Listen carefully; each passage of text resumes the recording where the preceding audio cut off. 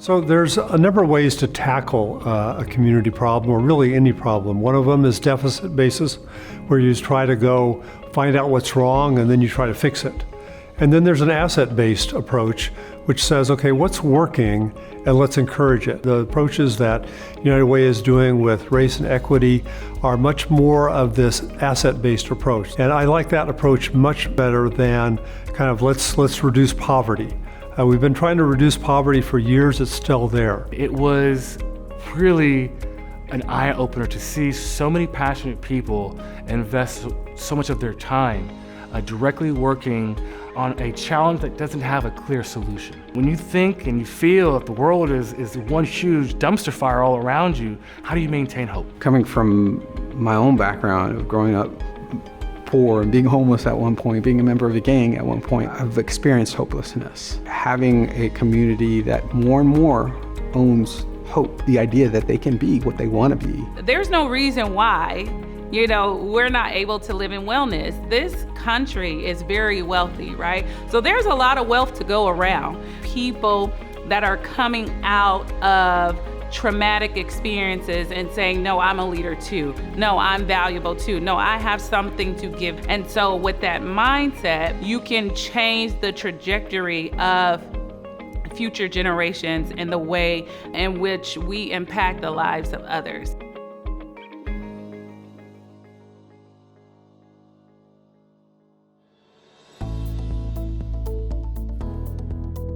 Two-on-one is always an essential resource, but as things go and programs are, we're always looking to improve it. We switched over to a new vendor, which is Community Action Partnership of Kern, who also runs the majority of two-on-one for the Central Valley. They really increase our capacity to provide services across the community.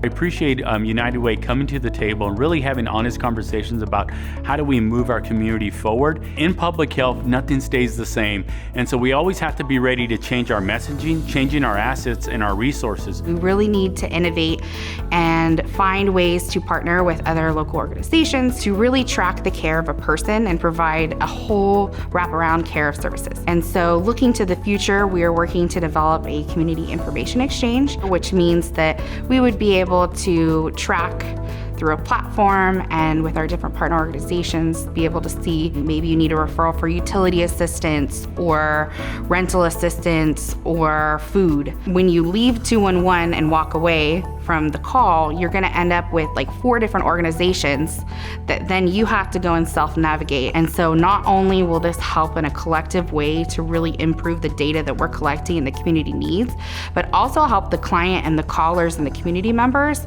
to not have to give their data so many times. My dream also is to have a data system where we'll be able to be more efficient in the things we do. Sometimes we work with the same person. We don't know where the other organization has helped. We're going to be developing a network partner advisory board, which is really going to leverage our community partners and reviewing current data, community needs, and kind of problem solving through how we can solve any unmet needs or challenges that were happening in the community. The other big piece with 211 is digital literacy.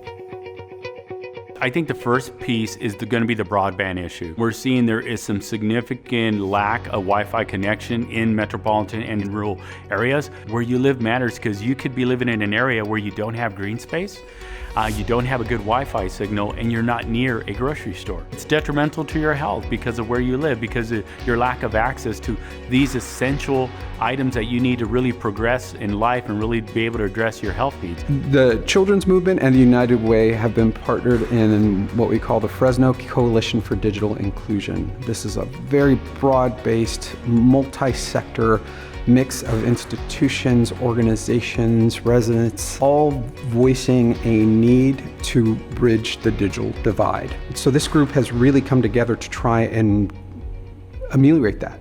The digital divide is a really unique problem in that everybody owns it and nobody owns it. I don't know that any organization came to this saying, oh, our entire mission is focused on digital equity and digital literacy or digital fluency. And yet they all came together to do and design this digital equity work because it was the elephant in the room. There are some areas in our community that even though internet is offered, it's not reliable. There's literally not even the infrastructure to offer the high-speed internet that families need. I think there's a number of different causes for the digital divide. At the heart of it, I think, is a socioeconomic challenge. The other piece of this is geography. Fresno County has the challenges of both a large metro urban space like Fresno City and small agricultural communities that are often isolated and far from the infrastructure that cities provide. We're at a very, very critical moment because there's been a lot of pledged investment. Now, our focus is really making sure that our community gets access to the resources that are so deeply needed, and that we have a plan to maximize the tens or hundreds of millions of dollars that we're anticipating over the next 3 to 5 years. The fluency around digital platforms is the other problem. We've gone beyond this idea that the cell phone as a status symbol. This technology is ubiquitous. It is everywhere. If there is a view that one of our community members doesn't deserve that, then we need to unpack that and dispel it. The free tax prep program was impacted in 2020 by the pandemic, which caused us to go through a great shift. The program did decrease significantly in comparison to previous years, but this year we were very lucky to have a partnership with Binational of Central California. We walked into the VITA program completely blind, thinking, oh, it's gonna be easy, right? Because our ability to work with participants is like our number one skill. Well, tax season is completely different. Money's really tight for many families.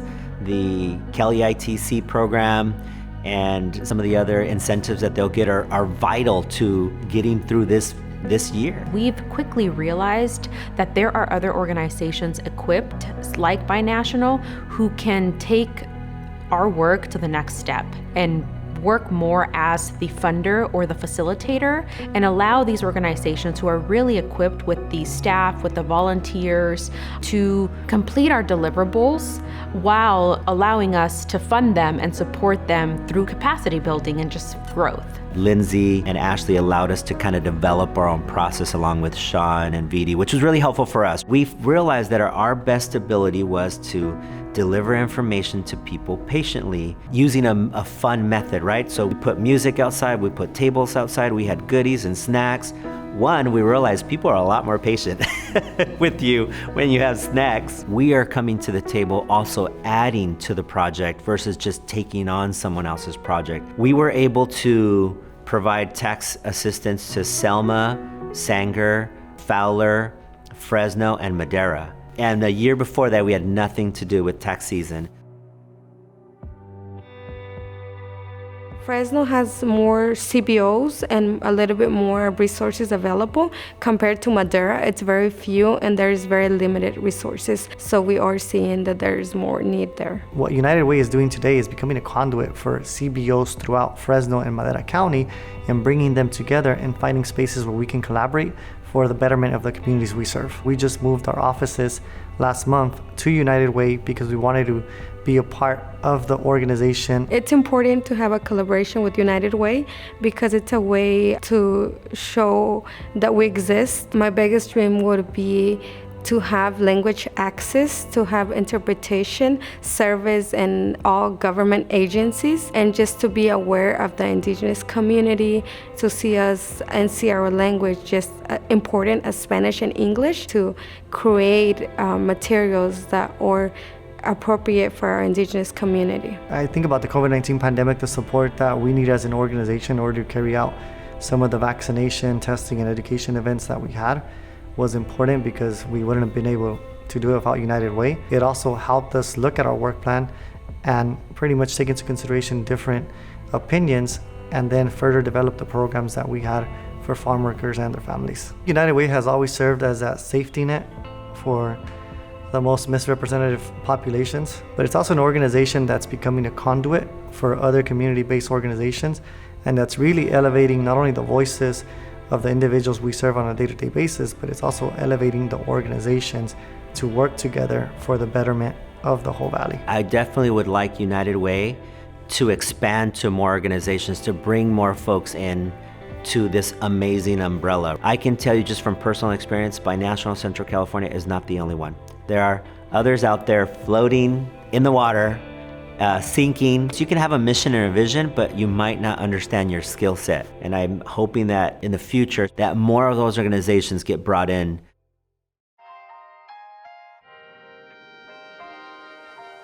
United Way has just launched a Black Business Leaders Program, and so I am a part of that cohort where I am learning to be a better leader, number one. Number two, it's really a place of healing. Some of the biggest barriers Black leaders and people of color face is having to run the race twice as hard, twice as fast, and twice as long as their peers. Finding the space to get rejuvenated and get energized to get back in that race and run. I believe that is one of the things that allows you to grow, is that self-reflection and looking over your business and saying, oh, I have a deficit here, right? I have a weakness here. And then taking that weakness and going to one of your cohort members and saying, hey, can you help me with this? I would say to the CBOs or organizations that are allies, and I really use the term supporter, to really listen to our stories, because they're very real, they're raw, and they're traumatic. So listen to understand rather than listen to respond. Black people are exhausted. We are tired. We are tired of telling our story. We are tired of unwanted microaggressions and macroaggressions. It takes a lot of work for us to show up. We are coming with a lot, but we are passionate, we are committed, we are dedicated to making change within our communities. Investing in us holistically is something that we need to thrive and continue to do good work, because without it, we are only as good as our health. Prosperity coaching is what really is our North Star, that's driving us to build wealth and improve the situation of the communities within Fresno and Madera. The Building Black and Madera Rising programs are pathways to making that change, but overall, the real work is going to happen with the collective impact group that we are coordinating with our stakeholders through some deep questioning, some research, and some evidence-based conversations around what does it mean to provide wealth to the community? How do we do that? What does it look like when we're succeeding? And really holding ourselves accountable, not just by thinking about the pathway, but also evaluating the pathway along the journey as well. I think in a lot of the, not only race equity, but in class equity situations, we tend to provide handouts, but we don't provide any knowledge. With the prosperity centers and the prosperity coaching, the idea is to find out what a person has, what we can build on. They can begin to break out and begin to do different things that will build their equity and build their assets. I think there's a lot of learning curve here, because I don't think we yet figure out what is the things works, because part of the culture is still believing that the individual is responsible. The individual can contribute, no question. But if the environment is not different, there's no way they can be different. Wealth for many folks is having that $1 million bank account. But when you really dissect the word and what it means, for most folks, it's about access. It's about opportunities. Our goal is to really ensure we're keeping those resources in the individual's hands. I oversee workplace giving. We engage with these corporations and we really talk about how can we make these campaigns meaningful to them. It is important that members from the community look at United Way as a trusted and relevant partner, and that's always on my mind, is how can we increase that? Sometimes organizations fall into this pit of resource development or fundraising is separate from the impact of their programs and services.